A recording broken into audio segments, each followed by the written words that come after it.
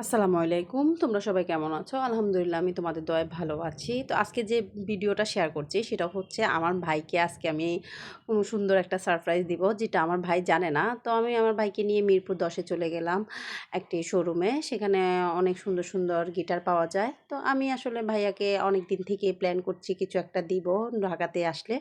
তো আজকে ভাইয়াকে যখন বললাম যে, "চলো আমরা এক জায়গায় ঘুরতে যাই।" তো ভাইয়া আমাকে বলল, "কই যাবা?" আমি বলছি, "আগে যাও তারপর দেখবা।" তো যাওয়ার পরে ভাইয়া খুব খুশি হয়ে গেল এরকম একটা শোরুমে আসার পরে, ভাইয়ার অনেক দিনের একটা স্বপ্ন।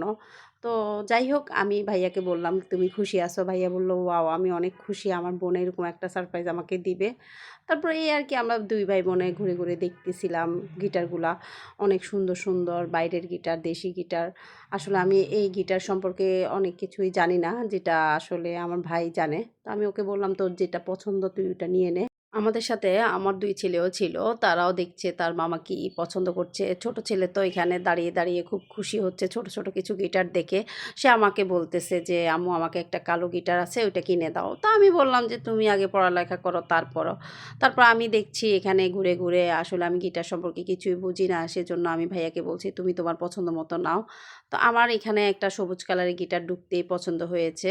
আমি সেই গিটারটার দিকে বারবার তাকাচ্ছি আর ভাইয়াকে বলছি যে, "এই কালারের গিটারটা সুন্দর, তুমি নাও।" ভাইয়া বলছে, "না, এটা সুন্দর চেয়েও ব্ল্যাক কালারটা আমার ভালো লাগছে।" তো আমি বলছি, "ঠিক আছে, যেটা ভালো লাগছে ওইটাই নিয়ে নাও, কোনো সমস্যা নাই। তুমি চালাবা যেহেতু তুমি বুঝো, আমি আসলে এটা বুঝি না।" তো ওরা বসে পড়ল গিটার বাজানোর জন্য, যে ওরা ট্রাই করছে যে কি ভালো হবে, সাউন্ড কেমন। তো ভাইয়া আস্তে, আস্তে বাজাচ্ছে আর দেখছে যে আসলে কিরকম। তো মোটামুটি ভালোই লাগছে, শব্দটা আসলে খারাপ লাগছিল না। তো আসলে আমি বুঝি না। তো আমি ভাইয়াকে বলতেছি, "যদি ভালো লাগে নিয়ে নাও।" তো লোকটা বলতেছে, "হ্যাঁ, এটা ভালো হবে আপু, এটা নিতে পারেন।" তো কিছুক্ষণ পরে আমার একটা সবুজ কালারের গিটারের দিকে চোখ পড়ে। আমি ওটার দিকে তাকাই। আমি ওইটা ১ম এই ঢুকতে আমার খুব ভাল লাগছে। আমি ভাইয়াকে এটার কথা একবার বলেছিলাম। তো পরে আমি বারবার এটাতে হাত দিচ্ছি আর দেখছি খুব সুন্দর কালারটা। তো যাই হোক, কালার দিয়ে কি হবে, সাউন্ড যদি ভালো না হয় আমি তো জানি না। তো ভাইয়া বলছে, "না, এটা পরে দেখা যাবে, ব্ল্যাক কালারটা দেখো।" এইদিকে আমার ছোট ছেলে আমাকে বারবার রিকোয়েস্ট করছে ওই কালো গিটারটার জন্য। তো আমি গিটারটা নিয়ে ওকে বললাম, "তুমি আগে বাজাই দেখো। যদি তুমি বাজাতে পারো তাহলে নিয়ে দিব।" এখন ও নিয়ে দেখছে কিভাবে বাজায়। তো ২ ভাই গিটারটা নিয়ে দুষ্টামি করলো। এদিকে ভাইয়া কনফার্ম করে ফেললো ভাইয়া এই গিটারটাই নিবে। ওদেরকে বলল যে এটাই কনফার্ম। তারপর লোকটা যাক অনেক আন্তরিকতা দেখাচ্ছে আমাদেরকে। বারবার রিকোয়েস্ট করতেছে তাদের সাথে যেন আমরা যোগাযোগ রাখি, তাদের শোরুমে যেন আমরা আবার আসি। তো আজকে ভাইয়া অনেক বেশি খুশি, সাথে আমার ২ ছেলেও, যে ওর মামা খুব সুন্দর একটা গিটার পছন্দ করে নিয়েছে।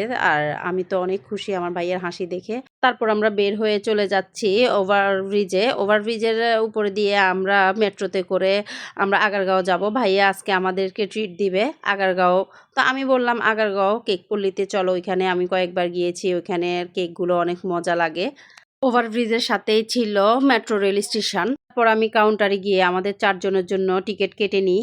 তো আমি এক, এক করে ভাইয়া আর আমার ছেলেদেরকে টিকেটগুলো হাতে দিয়ে দিলাম। গুলো স্ক্যান করে আমি আর ভাইয়া, বাচ্চারা সবাই মিলে উপরে চলে গেলাম। কিছুক্ষণ পরে ট্রেন চলে আসবে, সেজন্য তাড়াহুড়ো করে আমরা দাঁড়িয়ে পড়লাম। এই তো দেখতে, দেখতে ট্রেন চলে আসলো। মেয়েদের বগি কোনটা কেমনে বুঝবো? যে এখানে মেট্রো স্টেশনে খুব কম সময় দাঁড়িয়ে থাকে। তো আস্তে, আস্তে করে ডোরগুলো খুলছে আর মানুষজন নামছে। আমি তারপরে আমার ভাই, বাচ্চারা সবাই তাড়াহুড়ো করে ভিতরে ঢুকে পড়লাম। তো দেখতে, দেখতে চলে আসলাম আমরা আগারগাঁও। আগারগাঁও রেল স্টেশন থেকে নেমেই আমরা চলে যাচ্ছি আগারগাঁও কেকপল্লীতে। আজকে ভাইয়া খাওয়াবে যেই কথা সেই কাজ, চলে যাবো ভাইয়াকে নিয়ে আগারগাঁও কেকপল্লীতে। তো ওইখানে কি, কি খেলাম, কিভাবে মজা করলাম সব আরেকটা ভিডিওতে শেয়ার করব। সে পর্যন্ত তোমরা সবাই ভালো থাকো। আজকের ব্লগ এখানেই শেষ। আল্লাহ হাফেজ।